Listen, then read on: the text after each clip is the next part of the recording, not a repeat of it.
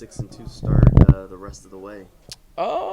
We just got to finish what we started here. We 6-2 right now, top of the AFC South, and we just got to continue to come out here, prepare the right way, and as the season goes on, it looks like our schedule's getting a bit just, in the nitty gritty of it. So, we got the entire AFC North that we have to play. So, we got to go head to head with those guys. Still got some divisional opponents here left, so it'll be good. Does momentum carry through the bye week? Y'all on a 5-game winning streak, plenty of momentum. Does that carry through the off week? Absolutely. I feel like it's a little bit better because you get to, really do what we did in the first half of the season, go out, dominate, get a break, and then come back and, just continue to just, like I said, just put your foot on the pedal and strive towards where we're trying to go. What y'all have been able to do out on the road, does that, speak to the mentality of this team, the way y'all have been able to be with those road warriors? Yeah, absolutely. I would definitely say that's the sign of a mentally tough team. But I will say, our home record doesn't look as good, so we have to start to win in front of our home crowd. How much has that been a sticking point this week? I don't know if it's been too much of a sticking point, but the guys know we're a really good road team, but the reality of this league, you're not going to be in the road every week, so you got to come home and why not be able to win in front of a great fan base and do it for a great city. What is the challenges of McCaffrey just lining up everywhere and being effective everywhere he lines up? Yeah, he's a really good player. He can line out wide. He creates matchup problems with running backs, some safeties, and he's a player who can run the ball out of the backfield, get the ball on the edge, run through the teeth of the defense, and be able to line up and run whatever he runs out in the slot or whether it's at the number one position. You got Kittle to go along with that too. Just one of those top tight ends in the AFC, right? Right, absolutely. In the C, yeah, absolutely.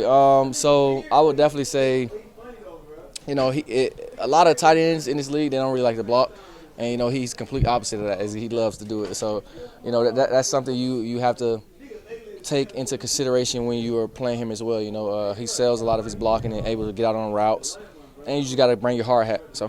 What do you make of this notion that Brock Purdy is coming back down to earth and people are figuring him out? It's my first time I would face Brock Purdy, and I think he's done a good job. I don't know how I've been watching film. He's been doing a really good job for his team, and so I wouldn't say, he's kind of went off earth or anything like that. I would definitely say, players have their games. Every dog has his day, and we'll see how this Sunday shapes. This may be an elementary question, but of all the teams you face, does this one have the most weapons? And perhaps you guys have to man-mark account for the most guys on the field. Yeah, I would definitely say, in my career, this is probably this, and when Tyreek Hill was over with Kansas City and Kareem Hunt was over there as well. That was another team I had to deal with over there.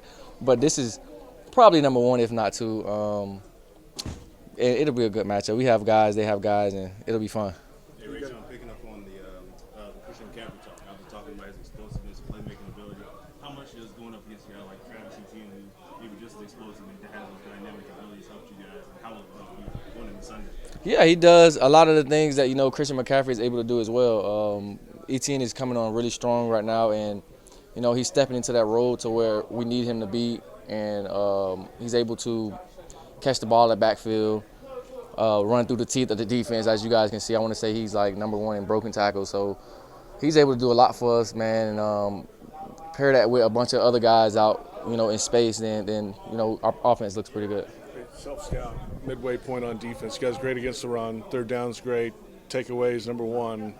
What needs to improve? What can be better for this defense down the stretch? I just think everything. You want to always just try to come out here and be number one in every category. If we're not number one, then you need to improve on it. So, whatever we're not number one in, I don't really know. We don't really look at the stats like that. We do know we're number one in takeaways right now, but obviously we want to stay there. And, every other category, get it up to par.